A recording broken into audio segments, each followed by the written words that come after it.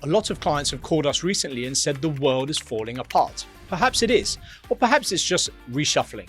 Now, while Western governments obsess over who's coming in, they're completely blind to who's leaving, the talent, the capital, the ambition.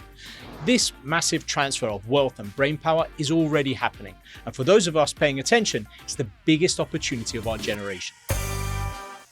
As you know, I've spent 25 years helping over 11,000 people expand their options and not constrain them. And as you can see on this channel, this is how I'm planning for it. Here's my perspective. We ended the industrial age with two simple power blocks, the East and the West. Now, we're deep into the information age, and of course, the battle lines have shifted. The battlefield isn't territory or geography, rather it's more about ideology. Old ways of thinking versus new ones. And guess what? The new ways are winning. I left the UK 18 years ago, not because I hated the UK, but because I saw what was coming. People thought I was crazy. Why do you want to go and move to the other side of the world? Now those same people are calling me and asking me how to do what I did. The countries that have figured this out early are already pulling ahead, and the ones clinging to 20th century playbooks are bleeding talent and capital in real time. There are three shifts happening right now that most people miss. Understanding them is the difference between getting ahead of this wave or getting caught under it. Every major outlet is obsessed with immigration. Who's coming in, how to stop them, why it's stupid to build walls, and why we must tighten borders. Meanwhile, they're missing the bigger story. Who's leaving, not who's coming. In the UK, record numbers of high net worth individuals are relocating. And France just proposed citizenship-based taxation for the third time in 5 years. How many more warnings do we need to have? So many French nationals have already left. If you're still there, I don't know why. And as you can probably predict, we've fielded more calls from rich French entrepreneurs and investors in the last few months than in the previous year. Meanwhile, Germany is watching its Mittelstand founders get second passports. The number of German inquiries we have received is greater now than we've had in the previous decade. They're worried about conscription. They're worried about the way that the country is going. Holland now is passing a law that will tax unrealized gains. I mean, it's everywhere in the news. You just need to piece all the pieces together. In the United States, tech talent, retirees, and entrepreneurs are increasingly investing abroad. What they're doing is moving within the United States to low tax jurisdictions like Florida or Texas. But a lot of them are actually saying, you know what, I want to go further overseas. This is the brain drain that no one seems to want to talk about, and why I see it as the biggest opportunity of our generation. Now, you're probably thinking this is hearsay, but let me back this up with some data. In Canada, 1 in 5 immigrants leaves within 25 years of residency there. And for skilled workers in tech, that rate doubles. Asians are among the most likely to repatriate. Look at the US, their North American brother. After the H-1B restrictions, you're going to see a lot of talent not coming to the US, but actually going to other countries, or maybe staying in where they came from, which is China and India. Now think about that. Canada spends years attracting talent, integrating them, training them, then they leave. Why? Because attraction is only half the game. Retention is where most countries are failing, and why my business has grown substantially over the last decade and a half. Now look at the US. 4 of America's largest tech companies, Microsoft, Google, IBM, and Adobe, well, I'm not sure about the last one in the recent news, but they have Indian CEOs. Indians represent about 20% of America's most successful tech founders. That talent pipeline built American tech dominance. But the US is now reversing direction. The H-1B visa changes under the current administration have created chaos. You've seen it in the news: travel bans, unpredictable policy shifts, challenges to establish citizenship laws. America hasn't even hosted the World Cup yet, and they've already conceded an own goal. Short term, Canada benefits. They're siphoning up the talent the US is pushing away, but as I said, Canada can't keep them. Medium to long term, India is winning. Whether it's the talent or the capital, India is winning. Those founders, those engineers, those executives are either staying put in India or they're coming back home to India.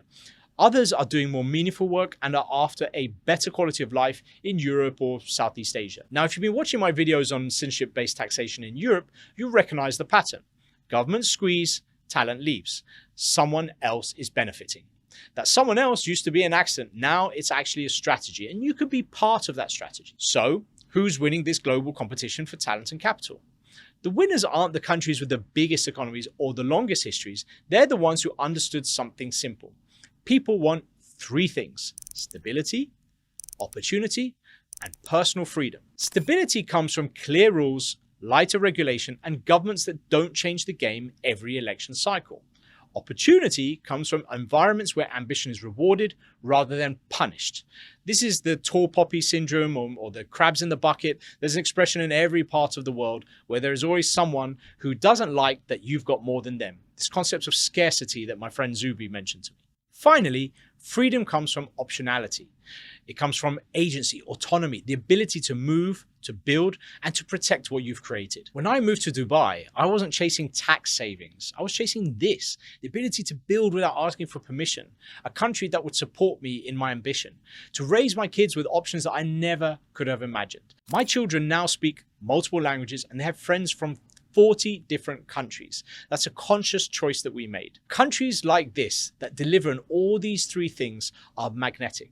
You could even call them millionaire magnets. They're countries that attract the highest caliber people, the hardest working people, the most talented people who aren't yet even millionaires.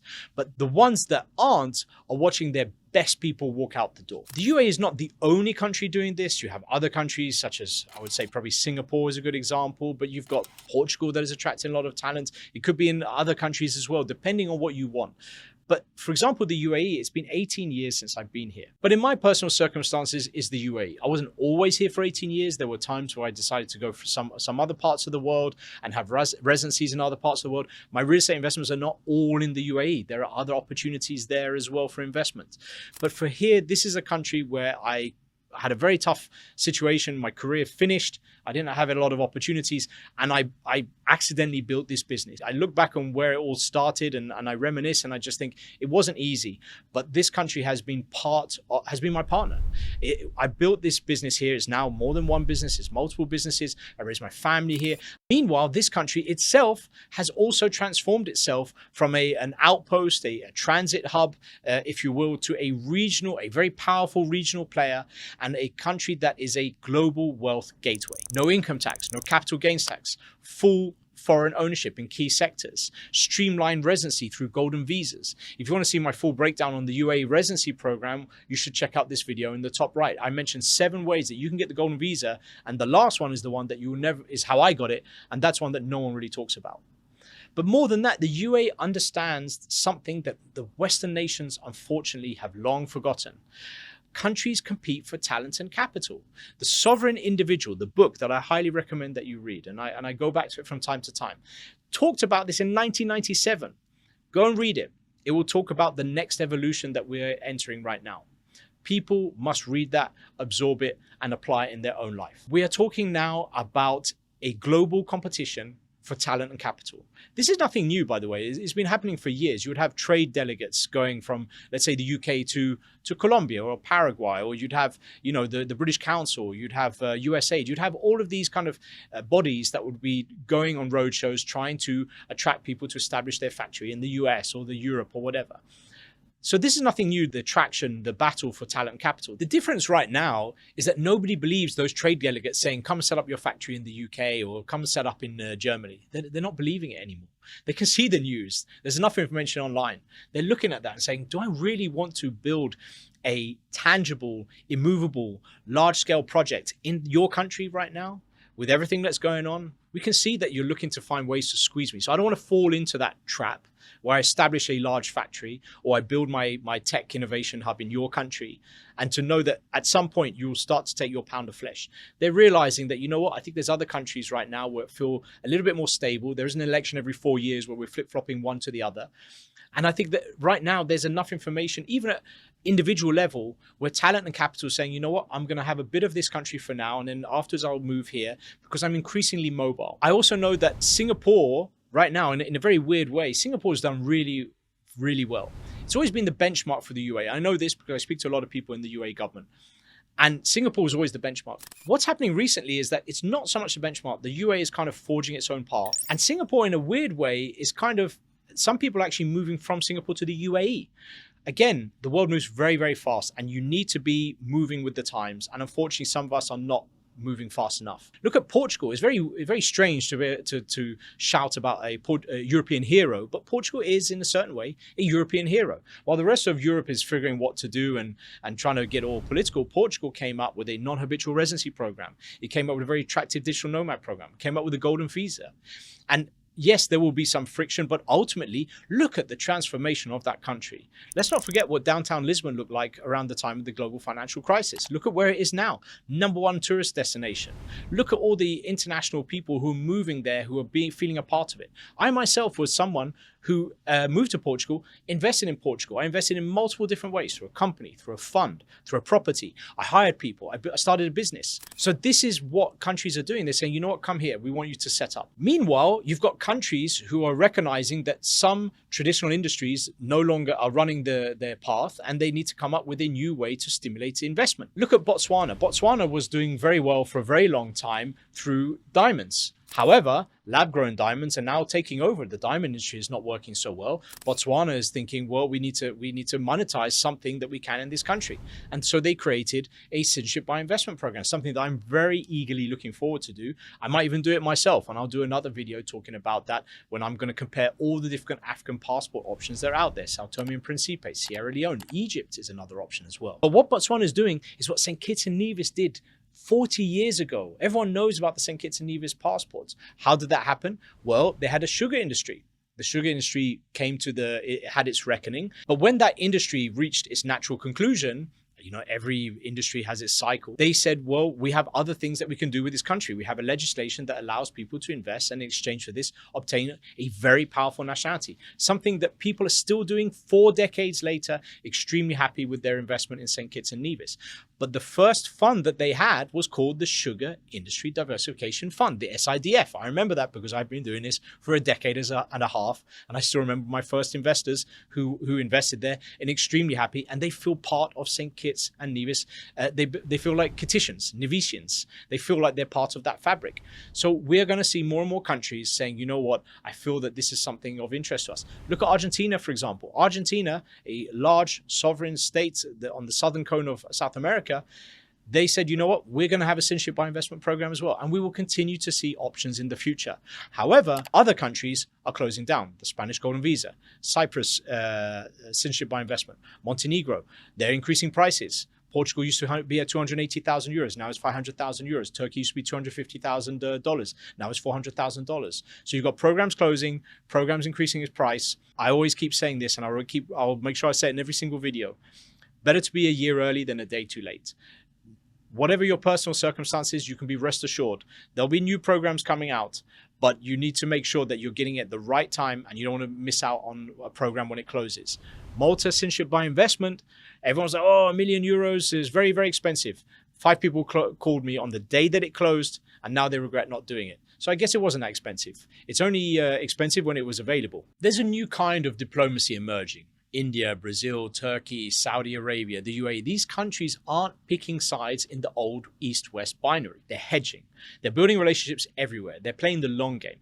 That's intelligence. The future is decentralized. Just like you have decentralized currencies, you have decentralized societies. Now, I've met with dozens of heads of states over the course of my career. I've seen how governments think when the cameras are off. The intelligent, forward-thinking ones understand that the world has become a marketplace for competing ideas. And market forces now dictate where people choose to live, build, and raise their families. Some countries are still playing defense, and others are playing to win. The good news is you get to choose which game you're in. If you're watching this and recognizing yourself, maybe you're a founder tired of being taxed for ambition, or a family thinking about where your children should grow up, there are 3 questions that are worth asking. First, where do you want to be taxed? Second, where do you want your children to be educated and networked? Third, where do you want to be if things get worse before they get better? You don't have to answer all 3 the same way. That's the entire point. Optionality is the new wealth. A passport here, a residence there, a business structure somewhere else. The families I have been working with for the last decade and a half aren't running from something. They're actually building towards a sovereignty strategy. So if you're sitting in London, New York, Frankfurt right now watching this, I want you to understand something. I'm British. I have deep ties to Europe. My ancestry is European. I understand the pull of home. But I also understand when the writing is on the wall. Every time I see something that's happening through LinkedIn, through Twitter, through Bloomberg, and I can see that you probably don't notice it because of the fast churn of the news cycle, but the writing is there. It's not a warning, it's an invitation. It's an invitation to take a look at the big picture and to understand that nations that embrace the present realities of global talent flows and digital business and competition will thrive. However, the one stuck with the 20th century mindset, 20th century thinking, will keep wondering, where did everyone go? But you don't have to wonder. You can go and find out for yourself.